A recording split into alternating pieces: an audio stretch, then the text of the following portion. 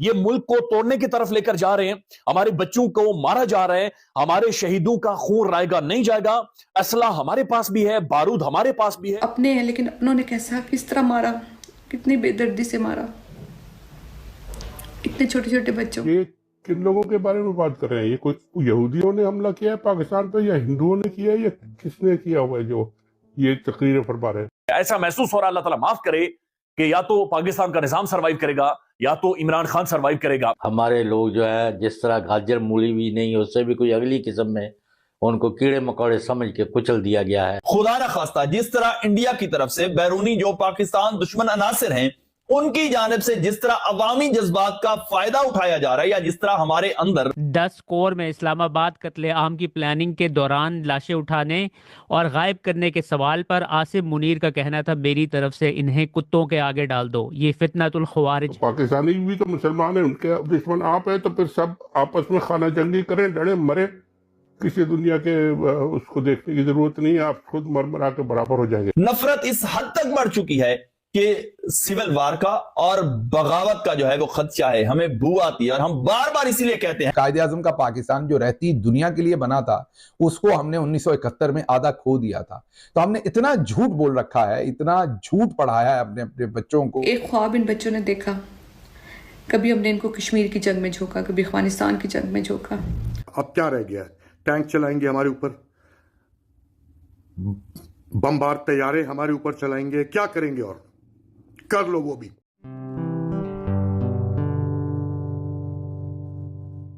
नमस्ते दोस्तों, जय हिंद। निक न्यूज़ बर्नर की रिएक्शन वीडियो में आप सभी का स्वागत है। दोस्तों, पीएम मोदी ने एक दिन कहा था कि ये पाकिस्तान वाले आपस में लड़ मर कर अपने आप ही पाकिस्तान को ख़त्म कर देंगे। तो दोस्तों, वो दिन आता हुआ नज़र आ रहा है, क्योंकि दोस्तों पाकिस्तानी फ़ौज ने अपने ही हज़ारों लोगों को गोली मारकर भून दिया है और गाजर मूली की तरह काट दिया है। और ऊपर से उनके जो आर्मी चीफ है आसिम मुनीर, वो ये भी कह रहे हैं अपने ही लोगों के लिए कि इन्हें कुत्तों के आगे डलवा दो। दोस्तों, ये लोग आपस में ही लड़ भर कर ख़त्म हो जाएंगे, इनकी इसी तरह से ये वीडियो देखकर पता चल रहा है। अगर दोस्तों पाकिस्तानी आर्मी के खिलाफ कोई खड़ा होता है तो उसे पूरी फैमिली के साथ उठवा दिया जाता है और गायब कर दिया जाता है। कोई भी पाकिस्तानी आर्मी की तरफ उंगली नहीं उठा सकता। और दोस्तों, पाकिस्तानी भी अपनी मेन स्ट्रीम मीडिया पर भारत का नाम लेकर चीख रहे हैं, चिल्ला रहे हैं, कह रहे हैं कि दुश्मन भी इनको इतनी बुरी मौत नहीं मारता जितने उन्हें अपनों ने मारा है। तो दोस्तों, देर न करते हुए चलते हैं आगे की वीडियो की तरफ और देखते हैं पाकिस्तानी रिएक्शन। धन्यवाद। आज 2 दिन हो गए, शायद मैं थोड़ी सी बोलने की हिम्मत कर रही हूँ। 2 दिन से मैं बोल नहीं सकती हूँ। मैंने सारा जो कुछ हुआ इस मुल्क में, जैसे हमारे भाइयों का खून गिरा, कुछ अपनी आंखों से देखा, कुछ लोगों से भी मैं खुद मिली, बाद में वो लोग अभी तक मिल नहीं रहे, कुछ पता नहीं है। कुछ लोगों की लाशें मिली, कुछ लोगों की तस्वीरें देखी, कुछ बच्चों की। अभी एक छोटे से बच्चे की तस्वीर देखी, रहीम यार खान का, एक शहीद। हिम्मत नहीं हो रही बोलने की, क्या अल्फाज नहीं है कि क्या के किस तरह हमारे भाइयों का खून बहाया गया। ये वो बच्चे थे, इन बच्चों को शायद हम ना अच्छी तालीम दे सके अपने मुल्क में, ना हम उनको कोई IT एक्सपर्ट बना सके, ना हमने कोई और बड़ी स्किल दी, ना उनको कोई ऐसे मौके दिए कि वो अच्छे का रोज़गार कमा सके जैसे दूसरे मुल्कों की हुकूमतें देती हैं। कुछ भी नहीं दे सके। एक ख्वाब इन बच्चों ने देखा, कभी हमने इनको कश्मीर की जंग में झोंका, कभी अफगानिस्तान की जंग में झोंका, कभी इनके मदरसों पे ड्रोन हमले कराए गए। इन बच्चों के साथ बहुत जुल्म किया हमने। आज जब ये बच्चे अपने हक के लिए खड़े हुए, कुछ अपने लिए मांगने हैं, इनकी आंखों में उम्मीद थी। मैं इन लोगों से मिली, बहुत सारे लोगों से मिली, सबसे बातें की, तो इनका एक ही था, बस खान को लेके जाएंगे। और इतनी उम्मीद थी इनको, ये उम्मीद के साथ आए थे। और इनको उम्मीद, ये सोच भी नहीं सकते थे कि ऐसे इनके ऊपर इस तरीके से गोलियां चलाई जाएंगी। सब कुछ सोच सकते थे, लेकिन किस तरह शेलिंग हो रही थी, और शेलिंग में भी शेलिंग होती थी, पीछे आते थे, फिर आगे आ जाते थे। तो ये उम्मीद भी उनकी आंखों से छीन लेगी। एक आखिरी उम्मीद थी कि नहीं, हम पे गोलियां नहीं चलेंगी, जो भी कर लें, चलो हमें मारेंगे, हमें बंद कर देंगे जेल में, हमारे पे शेलिंग करेंगे, आंसू गैस, कोई बात नहीं, बर्दाश्त कर लेंगे। लेकिन ऐसा नहीं होगा। हैं तो हमारे अपने ना, अपने हैं, लेकिन अपनों ने कैसा किस तरह मारा, कितनी बेदर्दी से मारा इतने छोटे छोटे बच्चों को, जवान खून। देख के बर्दाश्त नहीं हो रही ये सारी चीज़ें। देख के बहुत सारी वीडियोस भी नज़र आई, बहुत सारी बातें भी पता चली कि किस तरह छुपाया जा रहा है। कब तक ये जुर्म छुपेगा, कब तक? सबको पता तो चलेगा, इंटरनेशनली भी पता चल रहा है, लेकिन इंटरनेशनल जो पता चल रहा है तो उससे कोई फ़र्क नहीं पड़ता, क्योंकि जैसे फ़लस्तीन का सबको पता है पूरी दुनिया को, लेकिन क्या फ़र्क पड़ा? जो दूसरे मुल्कों को जो उन्होंने फ़लस्तीन के लिए कुछ नहीं किया तो पाकिस्तान के लिए क्या करें?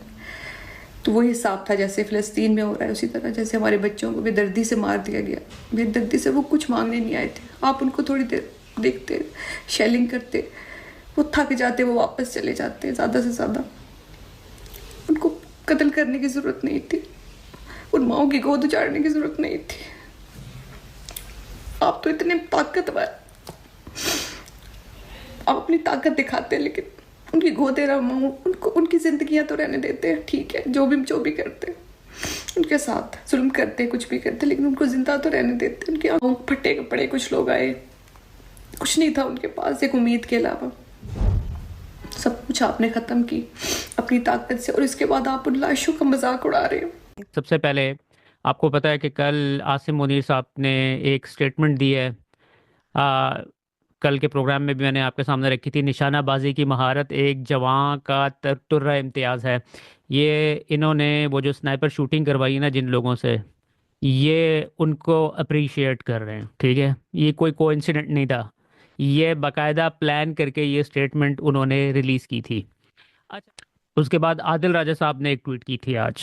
ये ट्वीट पढ़ने के बाद मुझे ऐसा लग रहा था कि यार ऐसे नहीं हो सकता, इतना नहीं कोई गिर सकता इंसान।